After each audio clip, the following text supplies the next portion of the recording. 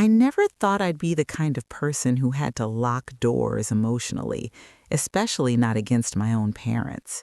For most of my life, they were my safety net, my emergency call, the people who told me family was everything.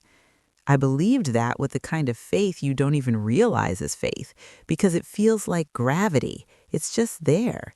You don't question it until suddenly you're falling. My daughter, Lila, was 12 when she fell in love with rare books. Not the kind you grab at a chain bookstore, but the fragile ones with cracked spines and handwritten notes in the margins. It started innocently enough with a worn copy of The Secret Garden she found at a yard sale. The seller told her it was old, maybe valuable, and Lila's eyes lit up like someone had just handed her a secret map. From that day on, she hunted stories the way other kids hunted Pokemon cards.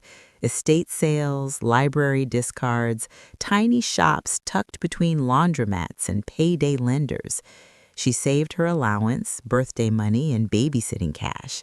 Sometimes I matched her dollar for dollar, not because I thought the books would be worth anything, but because I loved watching her care about something so deeply. Over time, the collection grew. First editions, limited prints, signed copies from authors long gone.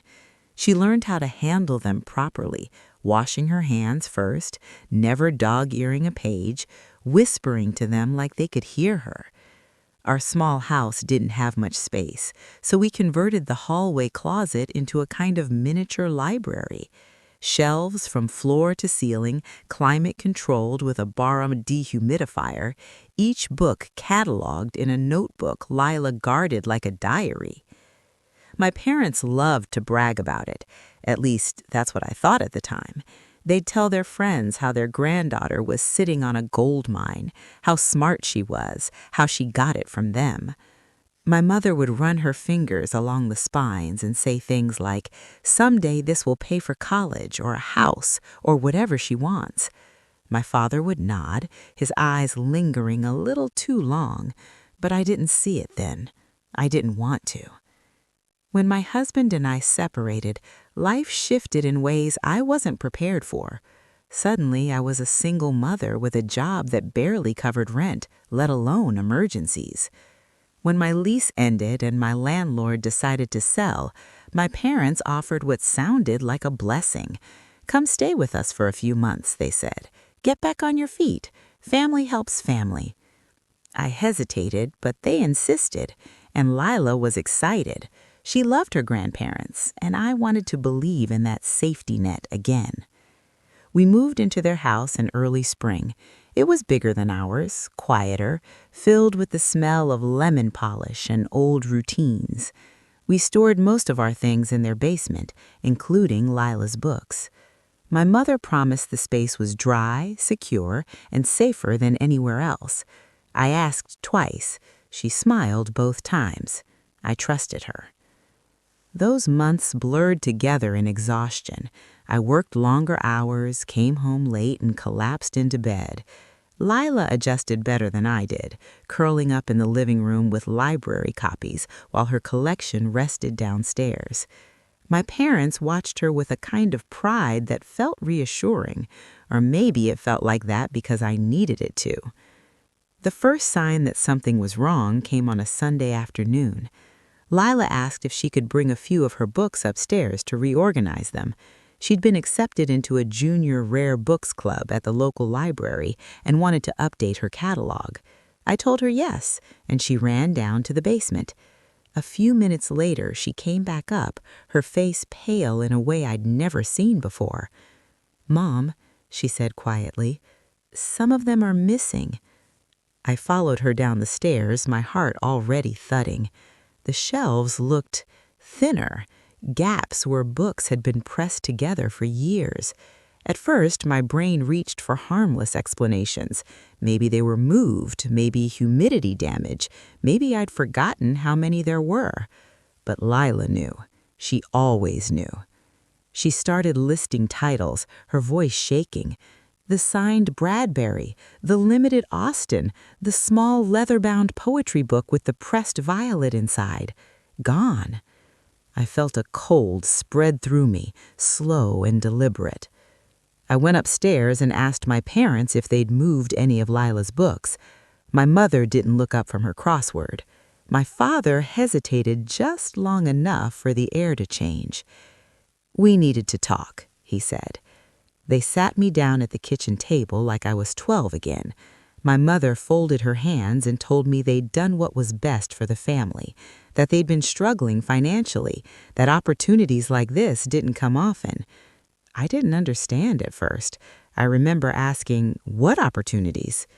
My father cleared his throat and said they'd sold some of the books, not all, just the ones valuable, through a dealer, quietly, efficiently.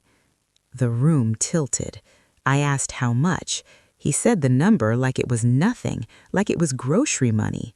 $165,000.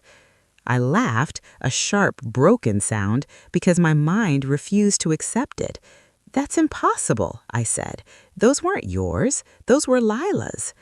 My mother sighed and said, "She's a child. She doesn't need that kind of money. And you're living under our roof. We raised you. We know better." That was the moment something fundamental cracked.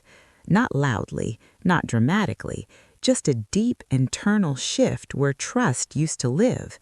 I thought of Lila upstairs reorganizing a catalog for books she no longer owned. I thought of her washing her hands before touching them. I thought of all the times I'd told her family meant safety. I stood up from the table without saying another word. My legs felt unsteady, but my resolve was sharp in a way that surprised me. I knew with absolute clarity that this wasn't just about getting the books back. This was about drawing a line so clear it could never be blurred again. I went upstairs and hugged my daughter. She asked me if everything was okay. I told her the truth as gently as I could, that some adults make selfish choices, that what happened wasn't her fault, that I would fix it. As she cried into my shoulder, I realized something else, too.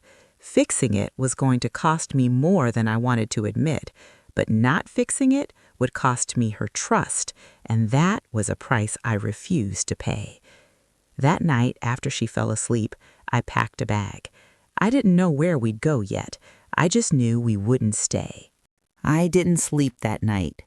I lay on the narrow bed in my childhood room, staring at the faint crack in the ceiling I used to trace with my finger when I was a girl, wondering how the same house that once made me feel protected could now feel so hostile. Every memory seemed to rearrange itself under this new light. All the times my parents had overstepped, all the small dismissals I'd brushed off as old-fashioned concern. They stacked up in my mind like evidence I'd ignored because it was easier to believe in love than to confront entitlement. By morning, I had a plan, even if it wasn't a perfect one. I called in sick to work, packed the rest of our essentials while my parents were out running errands, and asked a friend if we could stay with her for a few days. She didn't ask many questions. She just said yes, and that kindness nearly broke me. When my parents came home and saw the bags by the door, my mother's face hardened in a way I'd never seen before. She accused me of being dramatic, ungrateful, of tearing the family apart over objects. Objects! That word echoed in my head as I ushered Leela out to the car. We drove away without another argument. I didn't trust myself to speak because I knew if I did, the words would scorch everything in their path. Leela stared out the window, quiet and withdrawn. I told her we were going on a short adventure, just the two of us. She nodded, but I could see the questions building behind her eyes. At my friend's place, once Leela was settled with a movie and a blanket, I made phone calls, first to a lawyer, then to the local police department's non-emergency line. My voice shook as I explained what happened. My parents, my daughter's property, the sale, the amount. Each person reacted with the same stunned pause. The lawyer was blunt. Because Leela was a minor, the books legally belonged to me as her guardian. What my parents did was theft, grandparents or not. Hearing that word attached to them felt surreal. Theft, criminal. I'd grown up believing my parents were the moral center of my world. Now I was being told I could press charges against them. I hung up and cried in the bathroom, silently, so Leela wouldn't hear. Not because I didn't want justice, but because I mourned the version of my family that no longer existed. When I told Leela the truth later that evening, I kept it simple. I explained that her grandparents took her books without permission and sold them. I told her I was working on getting them back or getting the money back. She listened, very still. Then she asked a question that cut deeper than any accusation could have. Did they know how much I loved them? I told her yes. I told her they knew, and that made what they did wrong. The next few weeks were a blur of paperwork, meetings, and emotional whiplash. My parents called repeatedly. When I didn't answer, they left voicemails that shifted in tone from apologetic to furious to wounded. My mother cried about how I was humiliating them. My father warned me about consequences, about family loyalty, about how this would look. Not once did they ask about Leela. Not once did they say her name in a way that sounded like regret. The lawyer uncovered the details quickly. The books had been sold through a private rare book dealer, the kind that catered to wealthy collectors who preferred discretion. The transaction was clean, documented, and irreversible. The books themselves were already scattered, likely overseas. The money, however, was traceable. Most of it sat in my parents' account, untouched except for a small chunk they'd used to pay off a credit card and book a vacation they'd been planning for years. When the lawyer explained our options, I felt sick. We could demand restitution, we could sue, we could pursue criminal charges. Each path came with consequences, not just legal, but emotional. There was no version of this where things went back to how they were. I thought about Leela's room, about the empty shelves that haunted her every night. I thought about the lesson I wanted her to learn, that people could hurt you and still call it love, or that boundaries mattered even when they hurt. I chose to move forward. Serving my parents with legal papers was one of the hardest things I've ever done. The fallout was immediate and explosive.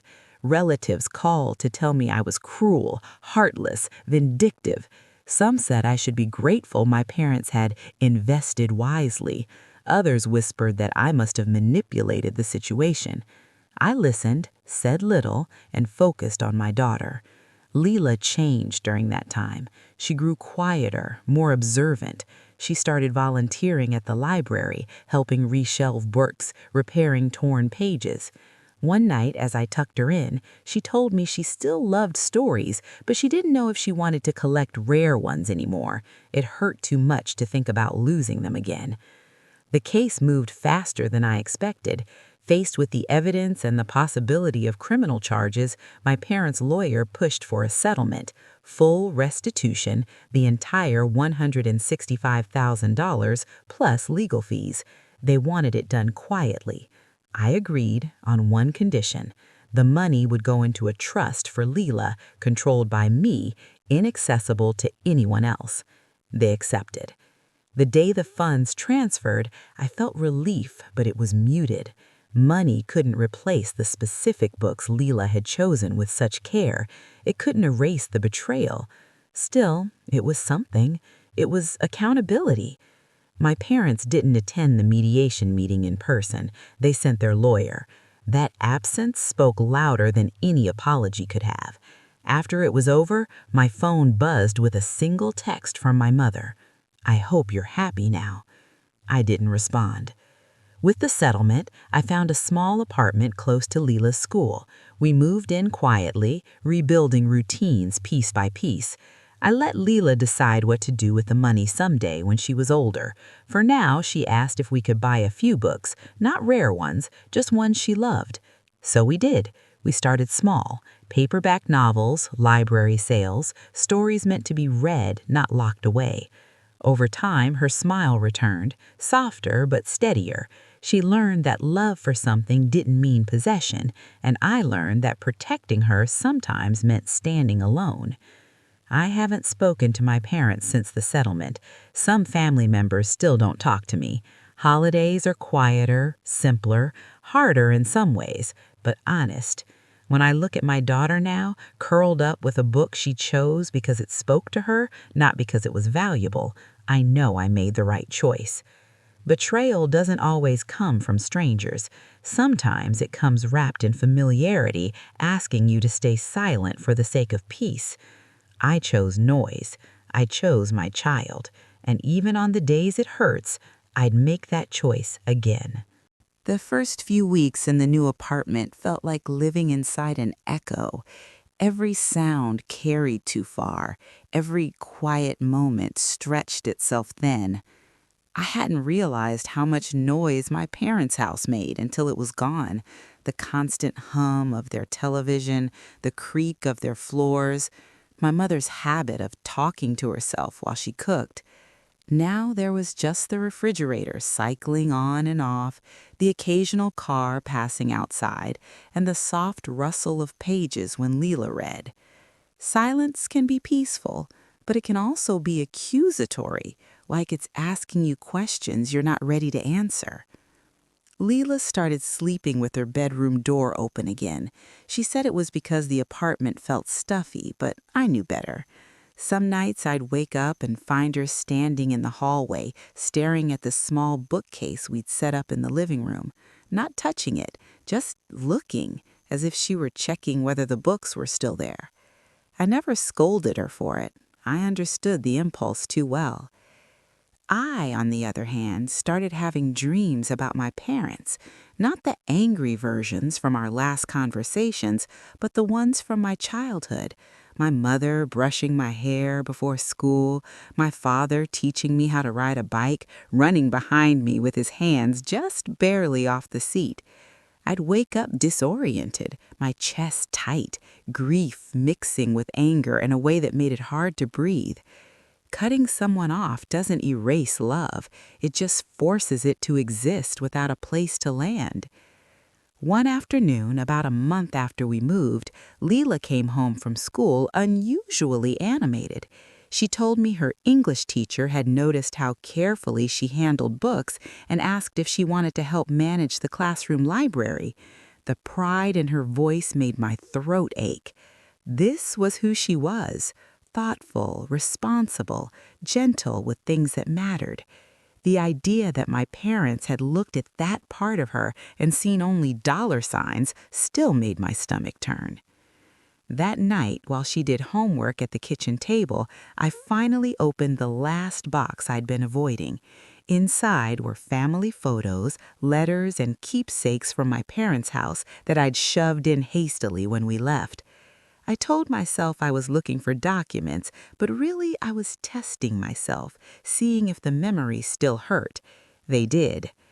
There was a photo of my parents holding Leela as a baby, both of them smiling with a softness I barely recognize now. On the back, my mother had written, "Our greatest joy." I stared at those words for a long time, wondering when joy had turned into ownership, when love had become something they felt entitled to monetize. I debated reaching out to them more times than I can count, drafted messages in my head, short ones, polite ones, angry ones I knew I'd never send. In the end, I did nothing. Distance wasn't punishment, it was protection. The trust for Leela's money was finalized a few weeks later. Sitting in the bank office, signing papers, I felt a strange mix of empowerment and sadness. This was me stepping into a role I never expected to play, not just as a mother, but as a gatekeeper, making sure no one ever mistook my daughter's passion for an opportunity again. When the banker congratulated me, I smiled automatically, but inside, I felt heavy. No one should have to celebrate safeguarding their child from their own grandparents. Leela asked thoughtful questions about the trust, how it worked, when she could use it, what if she wanted to buy books again someday. I told her the money was hers, but it wasn't a rush, that she had time to decide who she wanted to be and what mattered to her. She nodded, absorbing it all with a maturity that both impressed and worried me. Children grow up fast when they learn the world isn't always fair. A few months later, an envelope arrived in the mail with my parents' handwriting on it. I didn't open it right away. I left it on the counter for 2 days, as if it might explode if I touched it. When I finally did, my hands shook.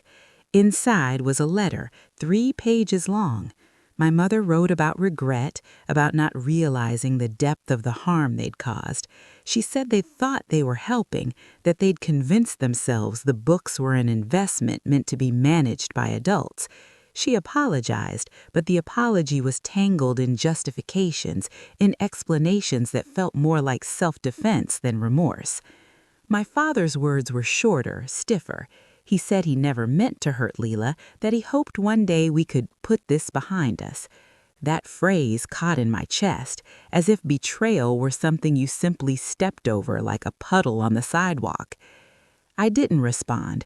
Instead, I folded the letter carefully and put it back in the envelope, not because it didn't matter, but because I wasn't ready to decide what it meant.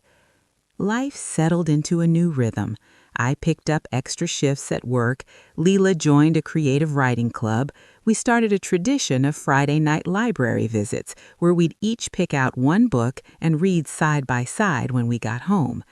There was something healing about borrowing stories instead of owning them, about knowing they'd be returned, shared, passed on. One evening, as we walked home under the glow of streetlights, Leela asked me a question I'd been dreading and expecting all at once. "Do you think Grandma and Grandpa still love me?" I stopped walking. I crouched down so we were eye to eye. I told her the truth as honestly and carefully as I could. I told her I believed they loved her in the way they knew how, but that love doesn't excuse hurting someone. That sometimes people can feel love and still make selfish choices, and that it's okay to love someone and keep your distance at the same time. She thought about that for a long moment. Then she said, "I think I love them, but I don't trust them, and I don't want them near my books." I nodded, swallowing hard. That was her boundary forming, clear and firm. I was proud of her for that, even though it broke my heart that she had to learn it so young. As the year turned, I noticed something else changing in me. The anger softened, not into forgiveness, but into clarity. I stopped replaying arguments in my head, stopped imagining confrontations that would never happen. The story of what they did no longer consumed every corner of my thoughts. It became part of our history, not our present. I don't know what the future holds with my parents. Maybe one day there will be a conversation that feels safe. Maybe there won't be. What I do know is this. When I chose to protect my daughter, I also protected myself. I broke a cycle of silence and obligation that had been passed down quietly, disguised as loyalty. Leela still loves books, not because they're rare, not because they're worth money, but because they hold worlds inside them. Sometimes I watch her read and think about the collection she lost, and then I think about what she gained instead. A mother who chose her, a lesson in boundaries, a sense that her passions are hers alone. And every time she places a book back on the shelf, carefully, deliberately, I know we're going to be okay. By the time a full year had passed since we left my parents' house, the sharp edges of that season had dulled, but they were still there, like old scars that ache when the weather changes. I didn't think about the books every day anymore. I didn't wake up with anger sitting heavy in my chest, but certain moments still caught me off guard, pulling me back without warning. It happened once at a used bookstore downtown. Lila and I had wandered in on a rainy afternoon, more for shelter than intention. The place smelled like dust and paper and time. As we moved through the narrow aisles, I noticed Lila slow down. She stopped in front of a glass case near the counter, her face unreadable. Inside were rare editions, carefully displayed, price tags written in neat handwriting. I felt my heart seize, ready to intervene, to redirect, to protect her from that familiar ache. But she surprised me. She leaned closer, read the little placards, then straightened up and smiled, just a little. "Pretty," she said. Then she walked away. No tears, no lingering. In that moment, I realized she wasn't defined by what she'd lost anymore. Neither was I. Still, the outside world had a way of reopening wounds. Extended family gatherings became complicated, filled with half-invitations and careful wording. Some relatives treated me like a cautionary tale, the daughter who'd gone too far. Others whispered support when no one was listening. I learned who valued peace over justice and who understood that sometimes the two can't coexist. One afternoon, my aunt cornered me at a cousin's birthday party. She told me my parents were struggling, that they were lonely, that my mother cried herself to sleep most nights. The words were meant to soften me, and maybe they did a little. I felt that familiar tug of responsibility, the old training that said their pain was mine to fix. But then I thought of Lila's face in the basement, pale and confused. I thought of the way my parents had talked about her books like assets instead of dreams. I told my aunt I was sorry they were hurting, but I wasn't responsible for healing them. She looked at me like I'd spoken a foreign language.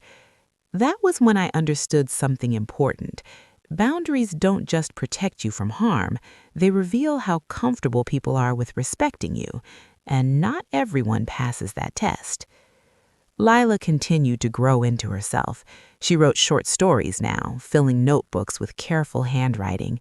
Some were whimsical, some were dark. A few were clearly about betrayal and trust, thinly veiled by fantasy settings and talking animals. I never asked her to explain them. I just read when she offered and told her the truth, that her voice mattered. One evening, she handed me a story and asked if she thought she should submit it to a local youth writing contest. The prize wasn't money, it was publication in a small literary magazine. I told her yes without hesitation. Watching her place her work into the world felt like a quiet victory. This was her reclaiming value on her own terms. The letter from my parents stayed tucked away in a drawer. I didn't reread it, but I didn't throw it out either. Some things don't need immediate resolution. They just need space. Then, unexpectedly, my father called. I almost didn't answer. My phone rang and rang, his name lighting up the screen like a ghost. When I finally picked up, my voice was steady, though my hands trembled. He sounded older, tired. He asked how Lila was. Actually asked. It was the first time he'd done that since everything happened. I answered cautiously, giving him facts, not feelings. He told me my mother had been diagnosed with early-stage heart issues, nothing immediately life-threatening, but serious enough to slow her down, to force reflection. He said they'd been talking a lot, remembering things, regretting others. I listened without interrupting. When he finished, there was a long pause. Then he said, "I know we crossed a line we can't erase. I don't expect forgiveness, but I wanted you to know I think about her books every day." Something about that broke through my defenses, not enough to let him back in, but enough to let me speak honestly. I told him thinking wasn't the same as understanding, that what they took couldn't be measured in money alone, that if there ever was going to be a relationship again, it would be slow, cautious, and centered on Lila's comfort, not theirs. He said he understood. I didn't know if that was true, but it was the first time I'd heard humility instead of entitlement. After the call, I sat in silence for a long time. I didn't feel relief or closure. I felt something quieter, acceptance maybe, that people are complicated, that harm can coexist with love, that accountability doesn't always look like punishment. Sometimes it looks like distance. I told Lila about the call in a simplified way. She listened, then asked if she had to see them. I told her no, that any decision about contact would be hers and hers alone. She nodded, clearly relieved. That answer mattered more than anything else. A few weeks later, her story won the contest. When her magazine arrived in the mail, she held it like it was fragile, like it might disappear if she breathed too hard. Her name in print, her words chosen because they resonated, not because they were valuable in a market sense. We celebrated with takeout and laughter, sprawled on the living room floor. As I watched her read her own work aloud, I felt a deep, steady pride, not just in her talent, but in her resilience, in the way she'd learned, too early but effectively, that her worth wasn't something others could sell. I still grieve what we lost. I grieve the grandparents I thought my daughter would have. I grieve the easy trust I once carried. But grief isn't the same as regret. I don't regret standing up. I don't regret choosing discomfort over silence. Sometimes, late at night, I imagine the books themselves, scattered across the world, sitting on shelves in homes we'll never see. I hope they're treated kindly. I hope their new owners understand the care that once went into choosing them. But mostly, I hope they've done their job, that they've been read, that they've mattered. Because that's the lesson this taught me in the end.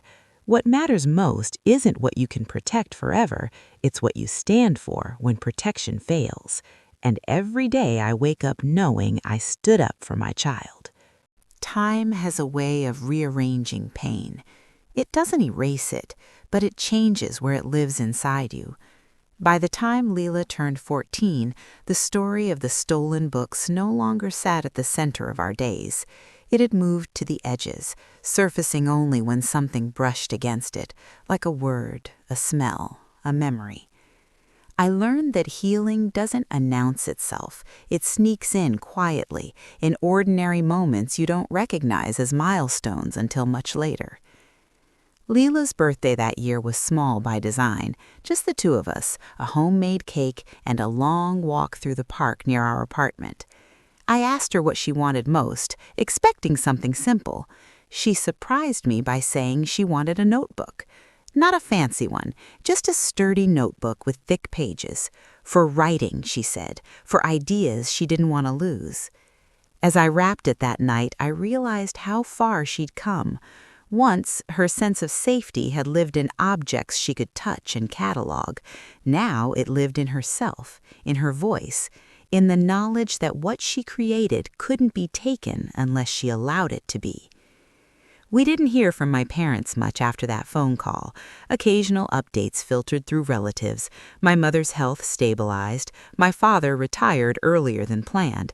They downsized their house. Every piece of news carried a quiet implication, as if the world had shifted around them in ways they hadn't expected, just as it had for us. One evening, almost 2 years after everything happened, another letter arrived. This one was shorter. My parents asked if they could meet Leela, even briefly, in a public place. No pressure, they wrote. They understood if the answer was no. I didn't decide alone. I showed Leela the letter and told her she didn't owe anyone anything. She read it carefully, then asked a series of questions that told me she was thinking deeply. Would they ask about the books? Would they try to hug her? Would they expect things to be normal? I told her I couldn't promise anything about their behavior, only about mine, that I would be there and that we could leave the moment she felt uncomfortable. After a long silence, she said she wanted to meet them, not because she missed them, but because she wanted to see them with her own eyes, to understand who they were now. We met at a cafe on a Sunday afternoon, neutral ground, glass walls, other people around. My parents arrived early. When Leela walked in, my mother stood up too quickly, knocking her chair back. She froze, unsure. Leela didn't run to her. She didn't smile. She approached slowly, like someone testing ice. They talked about school, about writing, about the library. My parents listened more than they spoke, which felt new. When the books came up, it was Leela who mentioned them. She said she still thought about them sometimes. My mother cried quietly, apologizing without explanation this time. No justifications, no defense, just regret. I watched closely, ready to intervene, but Leela handled it herself. She told them she forgave them for hurting her, but that she didn't trust them with her things or her dreams yet. The word yet hung in the air, heavy with both hope and caution. When we left, she took my hand. In the car, she let out a long breath. "I think that's enough for now," she said. I agreed. There was no rush. After that meeting, something shifted again, not in a dramatic way, just a subtle loosening. The tension I carried in my shoulders eased. Leela slept more soundly. We didn't rush into more visits, but we didn't shut the door completely either. Boundaries, I learned, aren't walls, they're doors you control. Around the same time, Leela's English teacher suggested she apply to a summer program for young writers. It was competitive and, ironically, expensive. Tuition, travel, materials. When the acceptance email arrived, Leela's excitement was tempered by worry. She knew our finances were tight. She hesitated before asking if it was even possible. That night, I logged into the trust account for the first time in a year. I stared at the balance, thinking about where that money came from and what it represented. Then I knew. This was exactly what it was for. Not replacement, not compensation, investment in her future, on her terms. When I told Leela we could use part of the fund for the program, she cried. Not loud sobs, just quiet tears she tried to hide. She said it felt strange, using money that came from something so painful for something so good. I told her it was okay to let good things grow out of bad ones, that it didn't erase what happened, it transformed it. The summer program changed her. She came back more confident, more certain. She talked about mentors, about feedback, about the power of telling the truth through stories. One night she told me she wanted to write about what happened to her books someday, not as revenge, as understanding. I realized then that the story wasn't just mine to tell anymore, it was hers, and she was ready to shape it into something meaningful. As for me, I started therapy, something I should have done years earlier. I talked about my parents, about patterns, about the way love and control had been tangled in my family for generations. I learned to name things I'd always felt but never articulated: guilt, obligation, fear of being seen as ungrateful. Naming them didn't make them disappear, but it gave me power over them. On the anniversary of the day we left my parents' house, Leela and I went back to the library where her love for books had deepened. We sat at a long wooden table surrounded by shelves, the quiet broken only by turning pages. She wrote, I read. It felt like a benediction. I don't know how our story ends with my parents. Maybe it's still being written.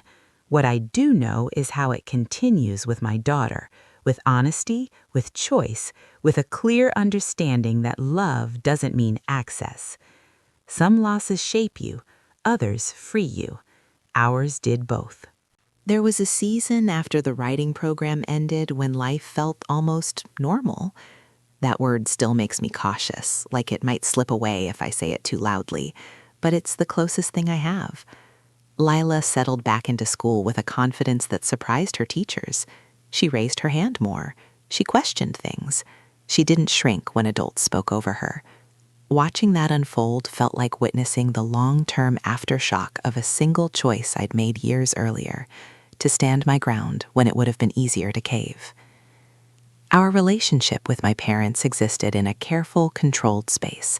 Occasional phone calls, birthday cards, short visits in public places, always initiated by Lila, always on her terms. My mother tried hard, sometimes too hard, to be gentle. My father stayed quieter, more reserved, as if he were afraid any misstep would shatter the fragile bridge we'd built. I didn't correct them when they overcompensated. Growth is awkward. I let it be. One afternoon, during one of those visits, my mother asked Lila what she was writing now. Lila hesitated, then said she was working on a story about a girl whose treasures were taken by people she trusted. My mother's face fell. I braced myself. But Lila continued, her voice steady. It's not about punishment, she said. It's about choosing who gets to hold your heart afterward. My mother nodded, tears in her eyes, and didn't say anything else. For once, silence did the work words couldn't. That night, after Lila went to bed, I sat alone with a cup of tea and realized something else had shifted. I wasn't waiting anymore. Not for apologies, not for closure. not for the day things might magically feel whole again. I was living, fully, presently, and that felt like a quiet victory. Then, unexpectedly, I received a message from the rare book dealer. It came through my lawyer first, forwarded with a brief note asking if I wanted to see it. My heart started pounding the moment I read the subject line. Apparently, one of the buyers had learned about the circumstances surrounding the sale. The story had circulated quietly in certain circles. A collector in Europe who'd purchased several of Lila's books wanted to return one of them, not for money, as a gesture. I sat there, stunned. Of all the things I'd imagined might happen, this wasn't one of them. The book was shipped a week later. When the package arrived, I didn't open it right away. I waited until Lila got home from school. We sat together at the kitchen table, the box between us like something sacred. When she lifted the lid and saw it, her breath caught. It was the poetry book, the small leather-bound one with the pressed violet. She didn't cry. She didn't speak. She just held it, gently, as if afraid it might vanish again. That night, she asked if she could keep it in her room. I told her yes, but I also told her it was okay if she wanted to let it go someday. That ownership didn't have to mean attachment. She smiled and said she knew. She just wanted to read it one more time. Watching her turn those pages felt like witnessing a circle close. Not completely, but enough.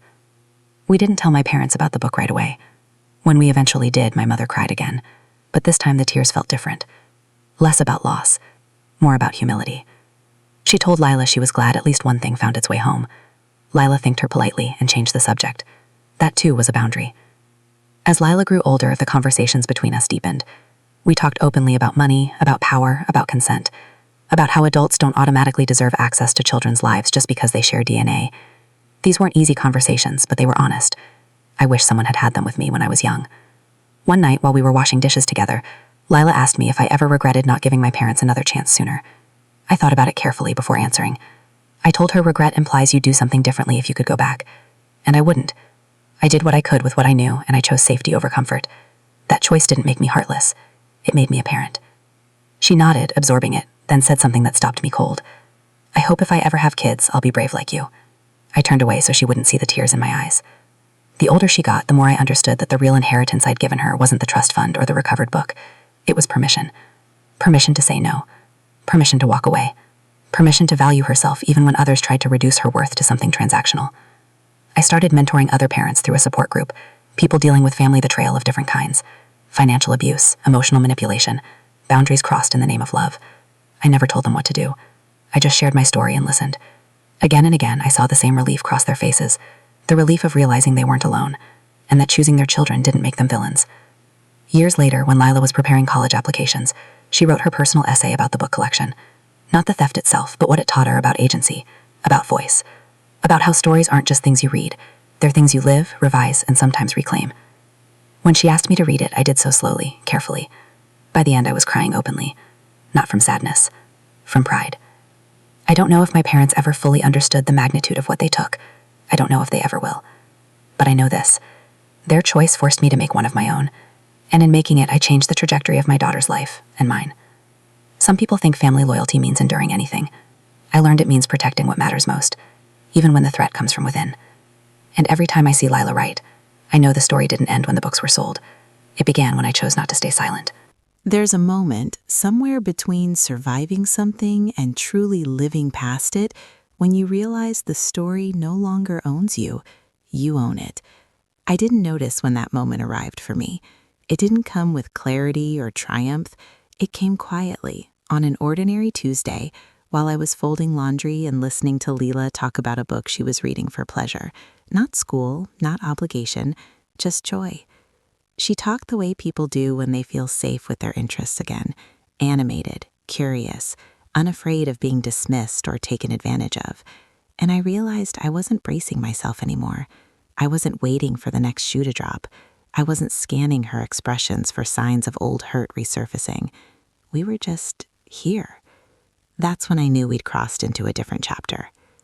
Leela was 16 when she asked if she could get a part-time job at the independent bookstore downtown, the same one we'd walked past dozens of times, the same one with the glass case of rare books that had once made my chest tighten. My first instinct was fear, sharp and immediate, not because I didn't trust her, but because I remembered too well what that world had cost her once. I asked her why. She shrugged and said she liked the smell. the quiet, the way stories were treated with care there. And then she said something that stuck with me. I want to be around books without feeling like they own me. That sentence felt like closure wrapped in wisdom. She got the job, started shelving books, ringing up customers, learning the rhythms of the place. Sometimes I'd stop by just to watch her from a distance, the way she handled books with confidence instead of reverence now. She wasn't afraid to touch them. She wasn't afraid to let them go. They were companions, not vaults. One evening, she came home buzzing with excitement. A customer had recognized her name from a literary magazine, asked if she was the same Leela who wrote that essay about loss and voice. Leela laughed as she told me, still a little incredulous. She said it felt strange being known for something she'd once been ashamed of talking about. I told her that shame thrives in silence. She nodded, like she already knew. My parents, meanwhile, existed on the periphery of our lives. They sent cards, occasionally asked to meet. Sometimes Leela agreed, sometimes she didn't. They learned, slowly, that no response was still an answer. I stopped feeling responsible for managing their emotions. That alone freed up so much space inside me that I hadn't realized was occupied. There was one visit, though, that stayed with me. It was late autumn, the kind of day where the light feels thin and the air smells like leaves. We met at a park near the cafe where we'd first reconnected. My parents sat on a bench, bundled up, looking older than I remembered. My mother's hands shook slightly when she held her coffee. My father's hair had gone fully gray. They asked Leela about college, about her writing. They listened, truly listened. When she finished, my father said something unexpected. He told her he'd started volunteering at the local library, repairing damaged books, organizing donations. He said it helped him think about value, about care, about mistakes. Leela didn't respond right away. She watched him, searching his face. Then she said she hoped he was learning something, not just about books, about people. He nodded, and for once didn't argue. On the drive home, Leela was quiet. I didn't push. When she finally spoke, she said she didn't know if she'd ever fully trust them, but she also didn't feel like she was carrying their choices anymore. They belonged to them now. That's when it hit me. The burden had shifted. It was no longer ours to hold. As for me, I found myself revisiting parts of my own past with new eyes. Memories that once felt benign now revealed patterns I'd ignored. The way my parents framed control as concern, the way compliance was rewarded with affection. Therapy helped me untangle those threads without blaming myself for not seeing them sooner. You can't unlearn what you were taught overnight. You can only choose differently when you know better. One afternoon, while cleaning out old files, I found Leela's original catalog notebook, the one she'd used when her collection was still intact. I hesitated before opening it. Page after page of careful handwriting. Titles, notes, tiny observations about why each book mattered to her. It felt like reading a map of her younger self. I showed it to her that evening. She flipped through it slowly, smiling at some entries, pausing at others. I used to think these books were proof of something, she said. Like if I protected them well enough, they'd protect me back. I asked her what she thought now. She said stories don't protect you. People do. And sometimes you have to be that person for yourself. I don't think I've ever been prouder. As college acceptance letters started arriving, our apartment filled with a new kind of energy. Hope mixed with nerves, possibility tinged with fear. When Leela was accepted into her top choice program for creative writing, we cried together on the couch, holding on to each other like we'd reached the end of a very long climb. That night, she asked me if she could use a small portion of the trust fund to buy one thing before she left. Not a book, a desk, a sturdy one, for writing, for grounding herself wherever she landed. It felt symbolic in a way that made my chest ache. Once, money had been taken from her without consent. Now she was choosing deliberately, mindfully, claiming agency not just over her future, but over the story of her past. As I watched her pack for college months later, I noticed the poetry book on her shelf, the one that had found its way back to us. She placed it carefully into her bag, not because she was afraid of losing it, but because she wanted it with her. Some things you carry not out of fear, but out of gratitude. When I think back to the day I stood in my parents' kitchen and heard that number, $165,000, I barely recognized the woman I was then. Shocked, frozen, unsure if she was allowed to say no. I want to reach through time and tell her what I know now, that choosing her child would cost her things she couldn't imagine, but it would give her things she didn't yet know she needed. Peace, clarity, a daughter who trusts her. The books were never just books. They were a test of boundaries, of values, of whether I would prioritize comfort or conscience. I chose conscience. And years later, watching my daughter step into the world with her voice intact, I know that choice echoed farther than any rare edition ever could. When Leela left for college, the apartment felt too quiet in a new and unfamiliar way. This wasn't the echo of loss or tension I'd known before. It was the quiet of a chapter closing naturally, like the last page of a book you loved but finished honestly. I helped her carry her bags up the dorm stairs, hugged her longer than she expected, and watched her disappear into a future she'd earned with intention and courage. As I drove away, I cried, not because I was afraid for her, but because I wasn't. That realization startled me. I trusted her, not because I believed nothing bad would ever happen, but because I knew she trusted herself. That trust had been forged in fire, yes, but it was strong, unshakable. In the weeks after she left, I found myself revisiting memories I'd avoided for years. Without the daily rhythm of caring for her in my home, there was space, sometimes too much of it. I walked more, I read more, I let myself feel things without rushing to manage them. That was new for me. For most of my life, I'd been in a quiet state of vigilance, always anticipating someone else's needs, smoothing over discomfort before it could grow sharp. I realized how deeply that instinct had been shaped by my parents. Growing up, harmony was prized above honesty. If something hurt, you swallowed it. If something felt wrong, you reframed it. I'd been praised for being easy, agreeable, mature for my age.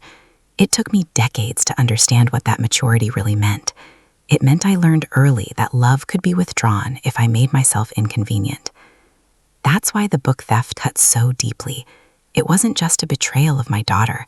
It was the culmination of a pattern I'd lived inside my whole life, suddenly undeniable. My parents reached out more after Leela left for college.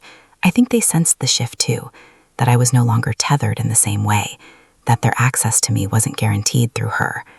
We spoke occasionally, carefully. There were moments of genuine connection. There were also moments where old habits surfaced, subtle attempts to steer conversations, to soften the narrative of what happened. I no longer took the bait. One afternoon, my mother asked me if I ever thought about what would have happened if I just let things go, if I hadn't involved lawyers, if I trusted that they knew what was best. I took a long breath before answering. I told her yes, I thought about it, and in every version of that future, Leela learned that her passions weren't hers to protect, that love came with conditions, that her voice mattered less than someone else's comfort. My mother was quiet for a long time. Then she said, I never wanted her to feel that way. I told her, intent doesn't erase impact, and that was the end of that conversation. It wasn't cruel, it wasn't angry, it was simply true. Around that time, I decided to downsize again, not out of necessity, but desire. I moved to a smaller place closer to the library and my work. I donated things I no longer needed, let go of objects I'd held onto out of obligation rather than affection. Each box I emptied felt like shedding an old skin. I found the strength to do that because I'd watched my daughter do it first. Leela called often during her first semester, sometimes excited, sometimes overwhelmed, sometimes just homesick enough to want to hear my voice. One night she called crying after receiving harsh feedback on a piece she'd poured herself into. I listened. I didn't rush to reassure her or fix it. I asked what she thought of the feedback, what resonated, what didn't. She took a deep breath and said she thought the criticism was fair, but the delivery wasn't. She said she was learning to separate useful truth from unnecessary cruelty. I smiled into the phone. That skill alone was worth everything we'd been through. During winter break, she came home with a stack of notebooks and a confidence that filled the room. She spent hours writing at the desk she'd bought with her trust fund money, the poetry book nearby, open and well-worn. One evening, she asked if she wanted to hear something she was working on. I said yes, always. It was a piece about inheritance. Not money, not objects. Patterns, silence, courage. She wrote about a girl who learned that breaking a cycle doesn't always look like confrontation. Sometimes it looks like refusal. Sometimes it looks like leaving. When she finished, we sat quietly. I felt something settle in my chest, deep and warm. This was the real restitution. Not the money, not the returned book. This. A few days later, she asked if I wanted to attend a reading at her college in the spring. She was nervous, she said. Public speaking still made her hand shake. I told her I wouldn't miss it for the world. As I watched her step onto that small stage months later, reading her words to a room full of strangers, I thought about my parents again, about how they'd once believed they were entitled to manage her future. And here she was now, claiming it publicly, unapologetically. After the reading, someone approached me and asked if I was her mother. When I said yes, they smiled and told me I must be proud. I was, but not for the reasons people usually assume. I was proud because when tested, I'd chosen to disrupt comfort instead of preserving it. Because I'd shown my daughter that love doesn't mean surrender. Because I'd proven to both of us that family can be redefined by action, not obligation. That night, back at home, I sat alone and reflected on how far we'd come. I thought about the version of myself who once believed setting boundaries made you cold, who believed family loyalty required endurance, who believed children were meant to adapt to adult dysfunction. I didn't recognize her anymore, and I didn't miss her. The story of the stolen books still circulates in our family like a ghost. Some people frame it as tragedy, others as scandal.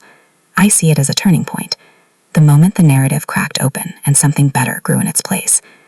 If I've learned anything, it's this. The most valuable things we pass down aren't collections or inheritances. They're lessons about worth, about consent, about courage. And sometimes the bravest thing you can do for your child is refuse to protect a lie. There's a strange thing that happens when you finally stop carrying a story like a wound and start carrying it like wisdom. It doesn't ache the same way. It doesn't demand your attention. It simply exists, informing your choices quietly, like a compass you trust without staring at it. That's where I was by the time Lila finished her second year of college. I noticed it one morning while standing in line at the grocery store, listening to a woman ahead of me complain loudly about her adult son. The words were familiar: ungrateful, disrespectful, owes me. Years ago, I would have flinched. I would have instinctively wondered if the son was in the wrong, if children were supposed to absorb their parents' disappointments without protest. Instead, I felt something else: distance, clarity. I realized how deeply I'd untangled myself from that way of thinking. Lila came home that summer different again, not hardened, not guarded, just settled. She moved through the world like someone who trusted her footing. She still loved stories, but she was more selective now. Not everything deserved her emotional investment. Watching that discernment develop felt like watching a muscle strengthen. One afternoon, she suggested we visit an estate sale together. I hesitated. Old instincts stirred. Estate sales were where her collection had begun, where it had also ended in a way. She noticed my pause immediately. "We don't have to," she said. "I just thought it might be interesting." I asked her why. She smiled and said she was curious about how it would feel now. So we went. The house was large, filled with the remnants of someone else's life. Bookshelves lined the walls. Some books were old, some were valuable. People hovered, whispering prices, treating objects like trophies. I watched Lila closely, ready to intervene if needed. But she walked through calmly, respectfully. She picked up a book, flipped through it, then put it back. No urgency, no hunger, no fear. On the way out, she bought one thing: a cheap, dog-eared paperback with a handwritten note inside from a mother to her daughter. The words were simple: "I hope this story keeps you company when I can't." That was the book she chose. On the drive home, she told me she didn't want to collect anymore. Not in the old way. She wanted stories to pass through her, not sit on shelves waiting to be protected. She said collecting had once been about control, about safety, and she didn't need that kind of safety anymore. I realized then that the loss of the collection hadn't destroyed her love for books. It had purified it. My parents found out about Lila's public readings eventually. Someone shared a video. My father called me afterward, his voice unsteady. He said he'd watched her speak about boundaries and voice and responsibility. He said it was hard to hear, knowing he was part of the story she was telling. I told him stories aren't indictments. They're mirrors. What you see depends on where you stand. He didn't argue. A few weeks later, my mother sent Lila a small package. Inside was a fountain pen. Not expensive, not flashy, just solid, along with a note that read, "For the words only you can write. No expectations, no claims." Lila showed it to me and asked what I thought. I told her the truth, that it seemed like an attempt to give without taking, that it was okay to accept if she wanted, and okay to decline if she didn't. She thought for a moment, then kept the pen. She said she liked that it was useful, not symbolic, not loaded. That distinction mattered. I saw my parents once that year, alone. We met for coffee.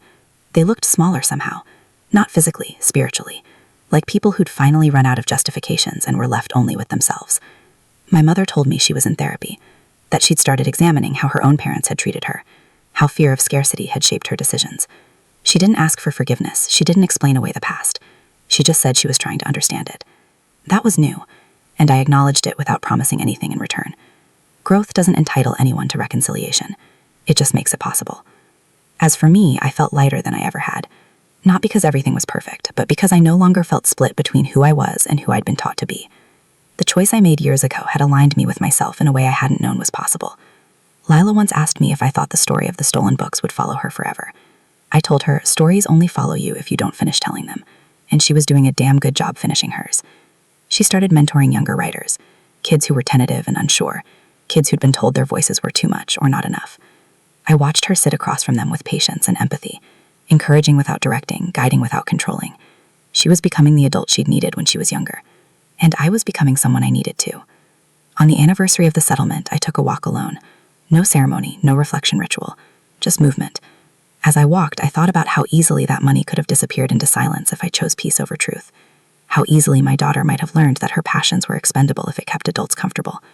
Instead, she learned something else, that she mattered, that her boundaries mattered, that love without respect isn't love at all.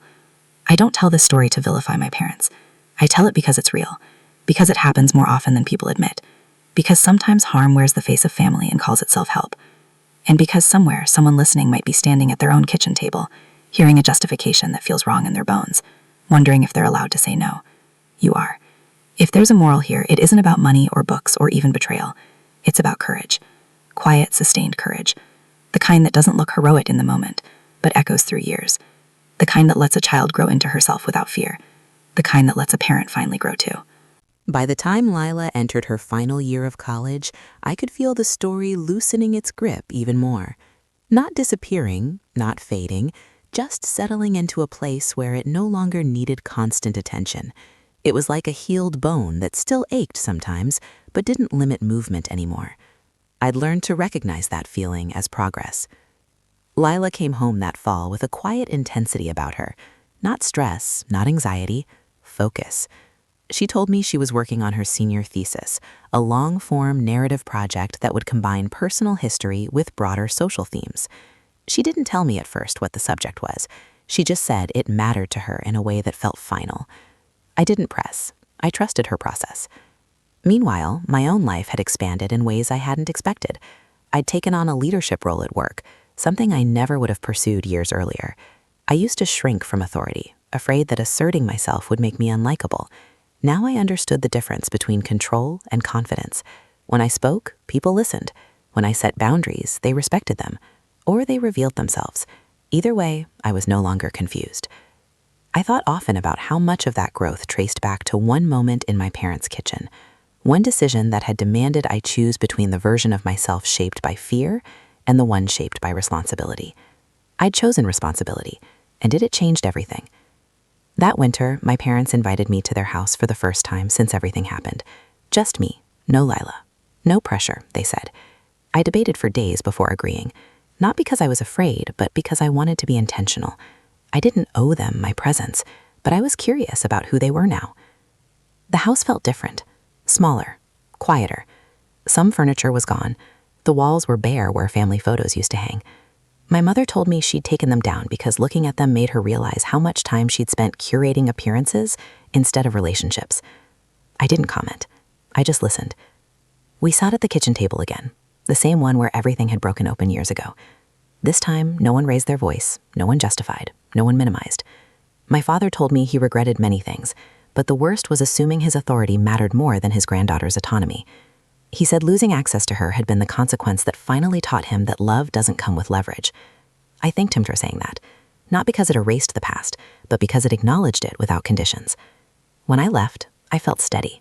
Not relieved, not hopeful, just steady. That was enough. A month later, Lila asked me to read her thesis draft. It was long, raw, thoughtful. She wrote about rare objects and perceived value, about how society often mistakes possession for care, about how children's passions are frequently treated as extensions of adult ambition. And woven through it all was her story. Not sensationalized, not angry, clear-eyed. She wrote about the books, not just the theft, but what came before and after. The joy of collecting, the heartbreak of loss, the slow rebuilding of trust. The moment she realized safety doesn't come from locking things away, but from knowing who will stand beside you when something is taken. She wrote about me, about watching her mother choose conflict over comfort, about learning that love can be protective without being controlling, about understanding that saying no can be an act of devotion. I had to stop reading several times because I couldn't see through the tears. When I finished, I looked at her and said the only thing that felt true. You told it honestly. She nodded. That was all she wanted. Her thesis was accepted with high praise. One professor told her it was the kind of work that stays with people. Another encouraged her to expand it someday, maybe into a book. The idea made us both laugh at first. Then it settled between us, quiet and possible. As graduation approached, relatives began reaching out again. Some congratulated Lila sincerely. Others tried to rewrite history, framing everything as a misunderstanding that had made us all stronger. I didn't argue. I didn't correct them. I'd learned that not every narrative needs my participation. At graduation, I sat in the audience and watched Lila cross the stage. When they called her name, she didn't rush. She walked with purpose. Head up, shoulders relaxed. I thought of the little girl who once whispered to her books like they might leave her, and I saw the woman who now trusted her voice enough to let it be heard. After the ceremony, she hugged me and said thank you. Not for anything specific, just thank you. I knew what she meant. That night, as we celebrated quietly, she told me she decided something. She wanted to keep writing, publicly, personally, and she wanted to use her platform, however small, to talk about consent, boundaries, and the ways adults sometimes fail children without realizing it. I told her I thought that was brave. She said she learned bravery by watching me. I don't know if my parents will ever fully understand the magnitude of what they set in motion. I don't need them to. Understanding isn't required for accountability. Change isn't guaranteed by regret, and reconciliation is never owed. What I do know is this. One stolen collection revealed everything that needed to be confronted. It stripped away illusions. It forced choices. It demanded courage from a woman who didn't yet know she had it. And it gave a child something far more valuable than rare books. It gave her proof that she would be protected, even when it was hard, especially when it was hard. As I look toward the future now, I don't feel fear. I feel grounded. I feel aligned. I feel certain that whatever comes next, I won't betray myself or my child in the name of keeping peace. Some stories are about what's taken. The most important ones are about what's defended. There is a strange peace that comes when you realize a story has given you everything it can. Not answers to every question, not neat forgiveness wrapped in a bow, but perspective, grounding, a sense that nothing essential is unresolved anymore. That's where I am now. Lila graduated, moved into her first apartment, and began building a life that feels unmistakably hers. We talk often, but not out of need, out of choice. Sometimes she calls to tell me about a new idea she's working through. Sometimes I call her just to hear her laugh. There's no tension underneath it anymore, no unspoken fear that love might be withdrawn if someone disagrees or steps out of line. Our relationship is steady because it's honest. That steadiness still surprises me. I see now how much of my earlier life was shaped by bracing for disappointment, bracing for judgment, bracing for the moment someone would remind me of what I owed them. I didn't know how much energy that took until I stopped doing it, until I chose a different model of love, one that didn't require repayment. My parents exist in my life in a limited, realistic way. We exchange updates. We share meals occasionally. We don't pretend. They don't offer advice unless asked. I don't share parts of myself they haven't earned access to. It's not cruel. It's accurate. And accuracy, I've learned, is kinder than false harmony. One afternoon, my mother asked me if I thought things would have been different if they hadn't needed the money so badly back then. I thought about it carefully before answering. I told her the problem was never just the money. It was the assumption, the belief that because they were older, because they were parents, because they'd done so much, they had the right to decide what belonged to someone else. She nodded slowly. That understanding came late, but it came. When I look back now, I don't fixate on the number anymore. $165,000 used to feel like the headline, the shocking figure people gasped at when they heard the story. Now it feels almost irrelevant. What mattered was what that sale revealed, the moment when love was measured against convenience and lost. I used to wonder if I should have handled things differently, been gentler, quieter, more forgiving sooner. I don't wonder anymore. I know exactly why I did what I did. I chose to show my daughter that her inner world was not collateral, that her passions were not bargaining chips, that her trust was sacred. And I chose to show myself the same thing. Lyle once told me that when she writes now, she doesn't think about who might judge it or misunderstand it. She thinks about whether it's true, whether it feels aligned. She said losing the books taught her that nothing external can hold your identity for you, that safety doesn't come from locking things away. It comes from knowing who you are and who will stand with you when something is taken. That lesson didn't come cheap, but it came clear. Sometimes people ask me if I'd tell this story again, knowing how exposed it makes my family. I always answer yes, not because I enjoy revisiting pain, but because silence is how these patterns survive. Silence is how entitlement disguises itself as care. Silence is how children learn to doubt their instincts. This story doesn't belong to my parents anymore. It doesn't even belong to me in the way it once did. It belongs to the version of my daughter who needed to know she wasn't wrong to feel violated. It belongs to the version of myself who needed permission to stop being agreeable at her own expense. And it belongs to anyone listening who is standing at the edge of a similar decision, wondering if they're allowed to choose discomfort over betrayal. You are. The most important inheritance I gave my daughter wasn't money or books or even security. It was a lived example that when something precious is threatened, you don't negotiate its worth. You defend it, calmly, firmly, without apology. I used to think family meant endurance. Now I know it means care, with consent. When I see Lila now, settled at her desk, writing with confidence, the poetry book still nearby, but no longer central, I don't think about what was taken from her. I think about what was preserved. Her voice, her agency, her sense of self. Those were never for sale. And neither was my integrity. That's the ending of the story. Not perfect, not painless, but honest and whole. I didn't think there would be anything left to say after that. Closure has a way of feeling final when you first reach it, like the end credits rolling up a long, exhausting film.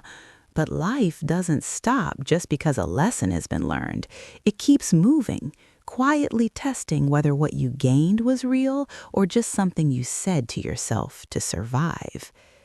It was about a year after Leela moved into her own place when I realized how deeply things had changed, not because of a big event, because of a small, ordinary moment that would have gone unnoticed before. She called me one evening, frustrated about a disagreement with a friend. Nothing dramatic, just hurt feelings, crossed expectations, the kind of situation where the old patterns usually sneak in, the urge to smooth things over, to minimize, to take responsibility for emotions that weren't hers to carry. As she talked, I listened. I didn't interrupt. I didn't fix. And then she said something that made me sit down. I told her no, Leela said. I told her I cared, but I wasn't going to apologize for something I didn't do. There was a pause on the line, like she was waiting for correction, for guidance, for me to reframe it into something softer. Instead, I said, "How did that feel?" She exhaled. "Terrifying and right." I smiled to myself alone in my kitchen. That word, right. It had taken me most of my life to trust it. After we hung up, I stood there thinking about how lessons echo, how they ripple forward in ways you can't predict. I thought about how easily this story could have gone another way, how easily I could have chosen silence, compliance, a false peace that would have taught my daughter a very different rule. I thought about all the moments I've swallowed discomfort because it felt easier than conflict, all the times I'd confused being loved with being tolerated. And I felt grateful, not for the pain, but for the clarity it forced. My parents grew older. That's not a metaphor, it's just time doing what it does. Health scares came and went, conversations softened, the sharp edges of the past dulled, not because they disappeared, but because everyone finally stopped pressing on them. One afternoon, my father asked me if I thought Leela would ever forgive them fully. The question wasn't defensive, it was tired, honest. I told him the truth. I said forgiveness isn't a destination you arrive at together. It's something each person defines for themselves, and sometimes it looks like love with limits. He nodded. That answer didn't comfort him, but it grounded him, and that was better. As for me, I stopped telling this story like it was an open wound. It became something I could hold without flinching, something I could offer when it mattered and set down when it didn't. I no longer felt the need to justify my choices to people who hadn't lived the consequences. That, too, was new. Leela started publishing pieces online, slowly, thoughtfully. Her writing found its way to people who needed it.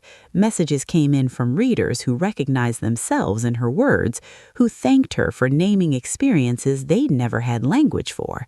She never told the story exactly as it happened. She didn't need to. The truth was there without the details. Watching her do that, I realized something important. The books were never the legacy. The courage was.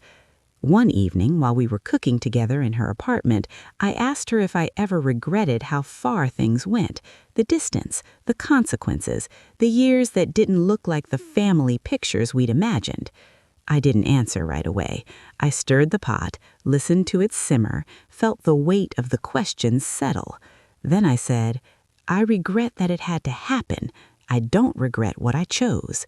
She nodded, like she already knew that answer, like she'd asked for confirmation, not reassurance.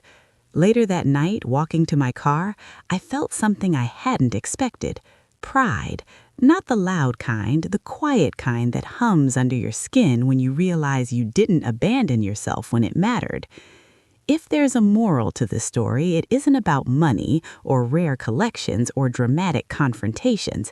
It's about alignment, about what happens when your actions finally match your values, even when the cost is high.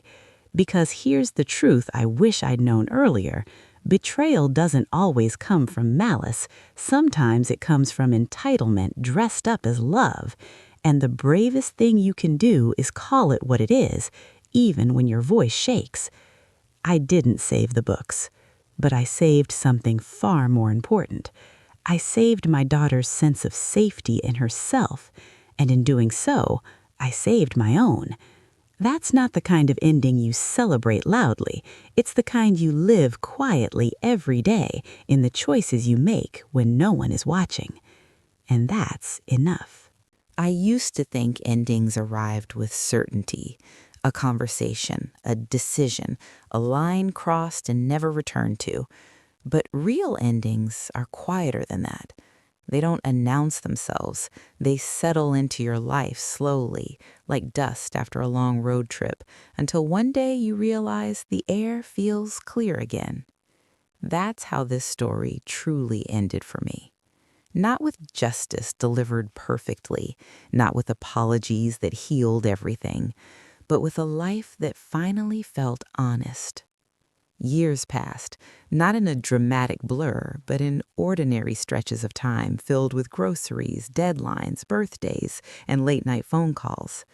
Leela grew into herself in ways that had nothing to do with what she lost and everything to do with what she learned to protect. She built friendships rooted in mutual respect. She walked away from situations that didn't honor her. She trusted her instincts without asking permission. Every time I noticed that, something inside me softened. I stopped checking for echoes of the past, stopped waiting for another shoe to drop. The hypervigilance I'd carried for so long finally loosened its grip. I could sit in silence without replaying conversations. I could enjoy moments without bracing for the cost. That was freedom. Not loud, not triumphant, just steady. My parents became, in time, who they were capable of being. Not villains, not heroes, just flawed people living with the consequences of their choices. We learned how to exist in the same world without reopening wounds. Some days were easier than others. Some holidays were still complicated. But there was no more pretending. And that honesty, even when imperfect, made space for peace. I no longer tried to extract meaning from their remorse. I no longer waited for them to say the perfect thing. I understood that growth doesn't always look the way we hope it will. Sometimes it simply looks like restraint, like not repeating the same harm. And that was enough. Leela and I talked once about children. Hypothetical, distant, but meaningful. She asked me what I thought mattered most when raising someone. I didn't answer right away. I thought about all the advice I'd been given over the years, all the rules, all the expectations. Then I said, teach them that their no matters, even to you. She smiled. She didn't need an explanation. I think about the book sometimes, not with longing, not with anger, just acknowledgement. They were a chapter, a painful one, but not the whole story.